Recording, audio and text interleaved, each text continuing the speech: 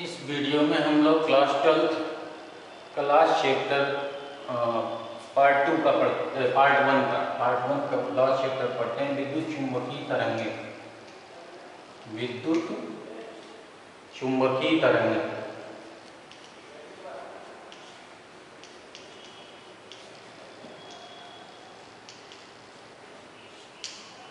अंग्रेजी में बोला जाता है इलेक्ट्रोमैग्नेटिक वेव्स।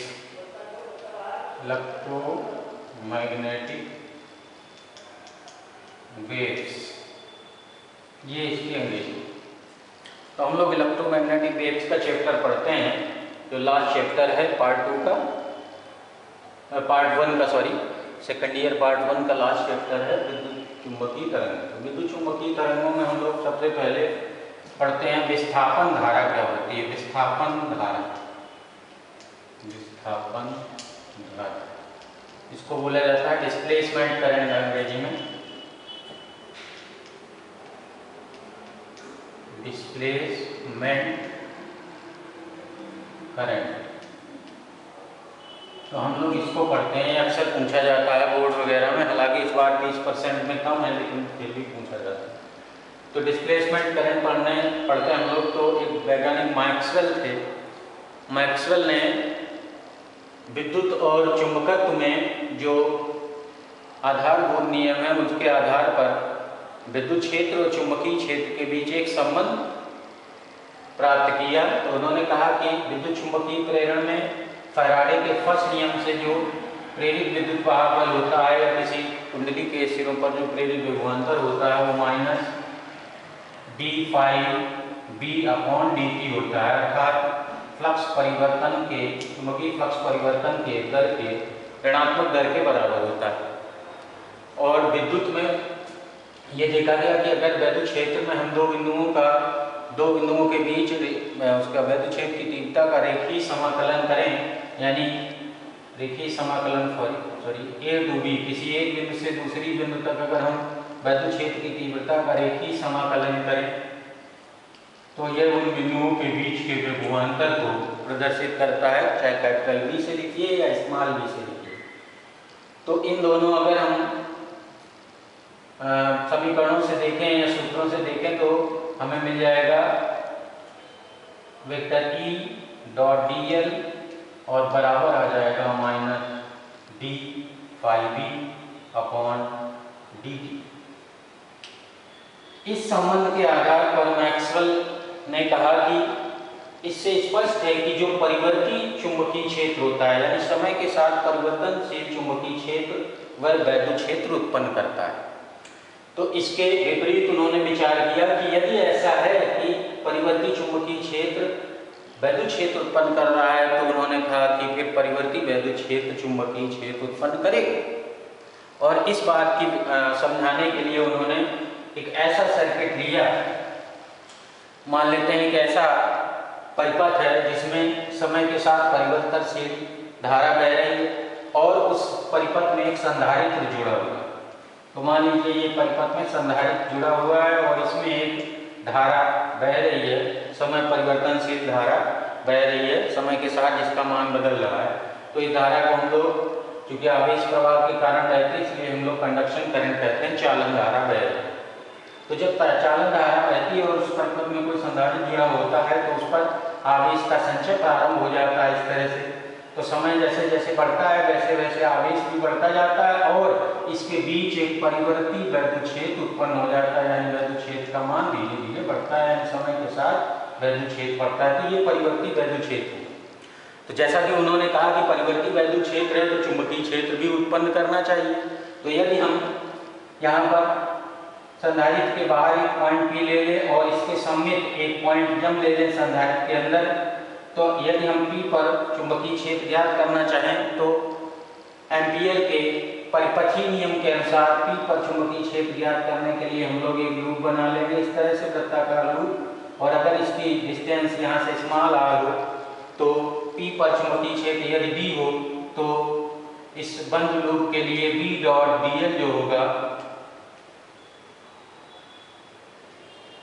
ये एम्पियर के परिपथीय नियम के अनुसार किसी बंद लूप के लिए जो चुंबकीय क्षेत्र B और dl का जो रेखीय समाकलन होता है उसको वो बराबर होता है म्यू नॉट इंटू उस लूप से गुजरने वाली धारा, तो इंटू IC हो जाएगा।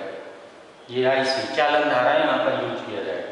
अब यदि हम इस बिंदु M से गुजरता हुआ एक लूप बनाएं तो बिंदु M पर जो, अब यहाँ पर और आगे चल सकते हैं, B को हम लोग बाहर ले सकते हैं, B DL एक ही दिशा में होते हैं तो B डॉट DL की जगह B DL ले लेते हैं, तो यह आ जाएगा DL बराबर म्यू नॉट IC हो जाएगा। और इस इंटीग्रेशन DL की जगह हम लोग इसकी परिधि ले लेंगे, सर्कमफ्रेंस ले लेंगे, तो आ जाएगा B इंटू 2 पाई R बराबर हो जाएगा म्यू नॉट इंटू IC।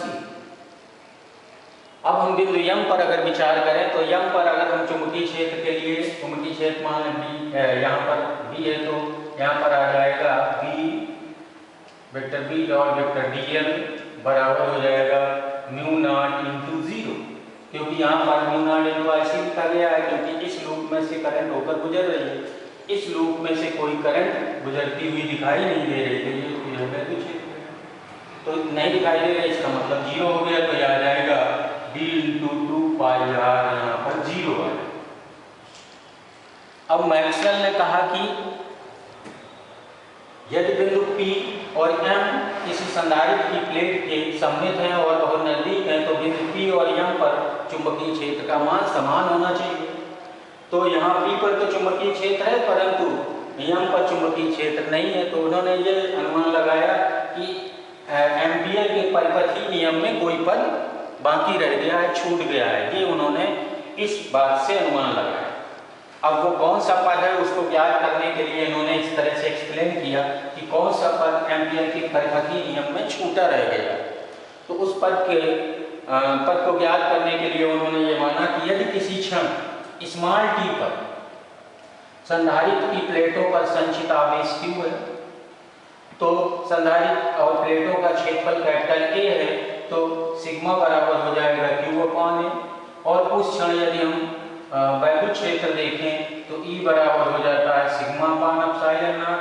किसी संधारित्र की प्लेटों के बीच में वैद्युत क्षेत्र की तीव्रता E बराबर सिग्मा अपान एप्सिलॉन नॉट होती है, तो यह आ जाएगा Q/A एप्सिलॉन। अभी यदि हम प्लेटों के बीच वैद्युत फ्लक्स निकालें तो वैद्युत फ्लक्स पाई बराबर हो जाएगा E इंटू A, और E का मान रख लेंगे तो आ जाएगा पाई बराबर Q/A epsilon not into A cut जाएगा, तो वही हम लोगों का ये गॉस का नियम मिल गया, पाई बराबर होता है Q/एप्सिलॉन नॉट। और यहाँ से उन्होंने Q बराबर लिखा, तो Q बराबर आ जाएगा epsilon not into pi E, ये आ जाएगा एप्सिलॉन नॉट इंटू पाई। अब धारा I निकाले, क्योंकि आवेश जब है उसमें और परिवर्ती आवेश में परिवर्तन हो रहा है, तो इसमें धारा भी बहेगी अंदर। तो धारा निकालने के लिए धारा I बराबर होता है, तो संधारित्र की प्लेटों के बीच जो धारा I बराबर हो जाएगी वो हो जाएगी dQ/dt। तो इसका डिफरेंशिएशन कर लेंगे, Q की जगह ये मान रख देंगे, तो आ जाएगा I बराबर एप्सिलॉन नॉट d∅/dt। तो संधारित्र जब आवेशित हो रहा होता है तो संधारित्र की प्लेटों के बीच उन्होंने धारा I बराबर एप्सिलॉन नॉट d∅/dt ज्ञात की, और उन्होंने कहा कि यही पद यानी यही धारा संधारित्र उसमें एम्पियर के परिपथीय नियम में यही पद नहीं है। तो यह जो धारा है संधारित्र की प्लेटों के बीच, यह परिवर्ती वैद्युत क्षेत्र से उत्पन्न हो रही है, अर्थात विस्थापनीय आवेश से उत्पन्न हो रही है, इसलिए इसी धारा को इन्होंने IB से कहा। इसी धारा का नाम है विस्थापन धारा। तो ये याद रखना, विस्थापन धारा IB बराबर होता है एप्सिलॉन नॉट d∅E/dt। ये तो इस आधार पर उन्होंने एम्पियर के परिपथीय नियम में थोड़ा सा परिवर्तन किया और अपने विचार को उसमें ऐड किया, और कहा कि एम्पियर का परिपथीय नियम जो है वो इस प्रकार होना चाहिए कि किसी बंद पास के लिए चुंबकीय क्षेत्र का जो रेखीय समाकलन है वो म्यू नॉट इंटू कुल धारा I के बराबर होना चाहिए, जहाँ जहाँ I बराबर IC यानी चालन धारा और प्लस विस्थापन धारा के योग के बराबर होगी। तो इस प्रकार से जो एम्पियर का परपथी नियम है किसी परिपथ के लिए, वो vector B dot vector dl बराबर होना चाहिए mu naught IC plus ID, जहाँ ID बराबर हो जाएगा epsilon not d phi E upon dt। तो ये जो नियम उन्होंने संशोधित किया एम्पियर का नियम, इस नियम को कहा जाता है मैक्सवेल एम्पियर परपथी नियम। ये जो नियम है इसको कहा जाता है मैक्सवेल एम्पियर परिपथी नियम। ये तो इसको कहा जाता है, जैसे मान लीजिए मैक्सवेल एम्पियर परपथी नियम लिखने को आए तो आप पहले चित्र विद्युत इसमें विस्थापन धारा की करेंगे पूरा, और उसके बाद एम्पियर के परपथी नियम में संशोधन करने के बाद ये आप प्रूव कर देंगे, तो यही कहलाएगा मैक्सवेल एम्पियर परपथी। और यहाँ पर और भी क्लियर किया उन्होंने कि अगर हम संधारित्र के बाहर की बात करते हैं तो संधारित्र के बाहर केवल IC है, ID नहीं है, यानी संवहन चालन धारा तो है, विस्थापन धारा नहीं, तो बाहर फार्मूला बनेगा B डॉट dl का म्यू नॉट IC। और जो बिंदु M पर अगर देखा जाए तो बिंदु M पर ये चालन धारा नहीं है, तो वहाँ पर चालन धारा आ जाएगा। तो इस प्रकार से अगर किसी परिपथ में देखा जाए तो दो धाराओं की उन्होंने कल्पना की, संवहन धारा और ये कंडक्शन करंट यानी चालन धारा और डिस्प्लेसमेंट करंट यानी विस्थापन धारा की कल्पना की। तो इस प्रकार से उन्होंने एम्पियर के परिपथी नियम में ये संशोधन किया।